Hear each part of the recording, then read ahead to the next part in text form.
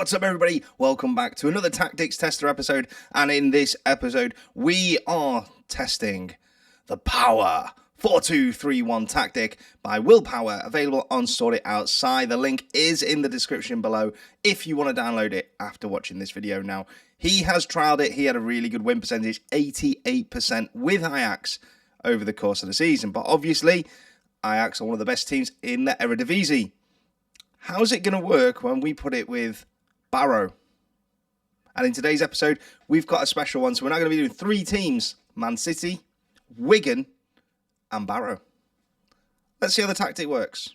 All right, so the tactic is pretty simple. 4-2-3-1. Very few instructions in terms of the tactical style. We look for a positive, not overly attacking.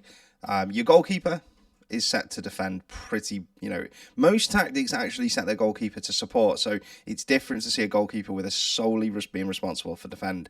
You got two wing backs, both on support, who are both going to run wild with the ball and get further forward. The reason for that is these two here, your wingers, are an inverted winger and an inverted forward, so you need them to provide the attacking width that you then miss out on by having those two cutting inside. Two ball-playing defenders, they're both going to take more risk, but they're also going to hold position. So they're not going to run forward with the ball, they're going to look for those incisive passes.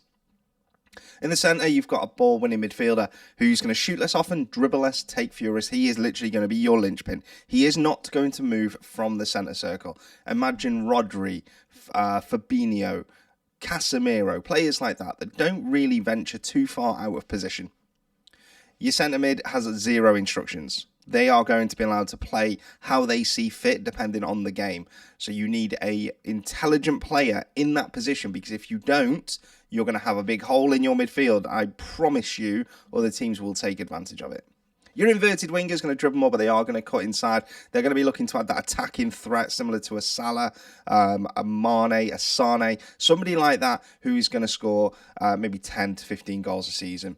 You've then got your advanced playmaker in the middle who's going to be looking to set up goals for the wingers and the striker, who's not going to shoot a lot, but he's going to look for those passes.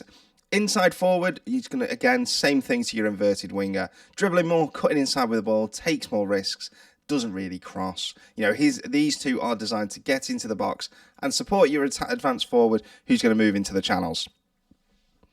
So we're going to start with Man City. I expect Haaland to bag a ton of goals with this tactical style. So come back, let's see how we got on with City, and then we'll try it with the lower leagues. Here we go. All right then, so we have actually finished the Man City simulation early, because on the 5th of March, we've been sacked. We sit in 9th place, or we did sit in 9th place before we got sacked. 10 wins, 11 draws, 6 defeat. We only have a goal difference of 11, and we've only got 41 points. Haaland, again, I said he'd score goals. 19 goals. It didn't work with City. It really didn't. John Terry's been made manager of Man City. Wow.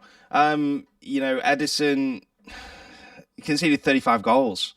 He hasn't conceded 35 goals in either of the other two videos I've done. That obviously didn't work. Gundogan's got 10 goals from attacking midfield. Bernardo Silva, 15 assists. So it didn't work. There is no arguing this, and there's no point going into a great amount of detail. It just didn't work with City. So next up, we're going to try it with Wigan. Let's see if we have some more success with them, where we go from there. Let's see how we get on. Okay, so our season with Wigan is now completed, and what a season it was. At the start of the year, we were predicted to be relegated. So we'd just been promoted from League One last season. And we were 250 to 1 to challenge for the title, to win the league and get promoted to the Premier League. So we finished 7th, 3 points outside the playoffs. Not quite what we wanted. Would have been so good to get in the playoffs. But you know what? That is an excellent season. Callum Lang chipping in with 33 goals. And Fletcher, 14 assists as well. Max Power was the enforcer of the league with 16 yellow cards. If we look at the squad, though, Ben Amos conceded 64 goals across the course of the season. So judging by this and the Man City save, I would say that this tactic does leak goals. You know, he's going to concede you a fair number. But if you look at the stats, Callum Lang, 34 goals in all competitions. Will Keane got 13, 14 assists for Ashley Fletcher. James McLean chipping in with 10. So it wasn't, you know, an overall bad season. In fact, it's a very good season for Wigan. So we've got one team left to try it with. We're going to try it with Barrow. Let's see how we get on now. We got promoted with these in the last tactics tester we did. Let's see if we can repeat it. Here we go. Okay, so we've just finished the Barrow simulation, and it's fair to say it wasn't successful. Certainly not when you compare it to the last one using the daily 4-1-2-1-2. Now, we finished 15th, 57 points. So we avoided relegation, which is what we were tipped for at the start of the season. So that is in itself a result. But I kind of think when you download these tactics, if you're new to the game, you're downloading them because you need help to you know, get to the playoffs. You're not downloading them to avoid relegation. I think a lot of players can do that themselves. In terms of the actual squad, you know, Benny Smalls-Braithwaite, top scorer, just 21 goals across the course of the season, and Paul Farman actually conceded a massive 73 goals in 49 games. I mean, that's just dumbfounded. So over the course of the 3 saves, the 3 simulations that we've ran, I would say that we know that this tactic, this is not good enough defensively, and it needs some work in that department. I haven't done that because what I do with these is I literally, it's out of the box and we play with it, and that's it. We make no changes, because if I make changes, I'm not giving you a fair review. So defensively, it's all over the place. And if you actually look at the data hub of what, you know, what it was, we were worse than the average conceded per game. But we are expected goals per game were better than the league. So again, going forward, it was good. And I think what you'll find with this tactic is that if you've got somebody like an Erling Haaland, a Salah, probably a Nunez on this game, you will balance out those defeats to wins, because you will score more, you know, you will score as many as you concede. But the passing was pretty average, although, you know, on point for this league based on the statistics.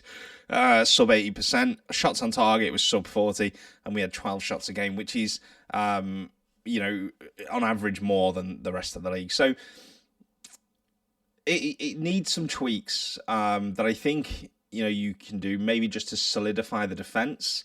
And I think the reasons for that, if we actually look at how we play out of possession, we are playing a high line,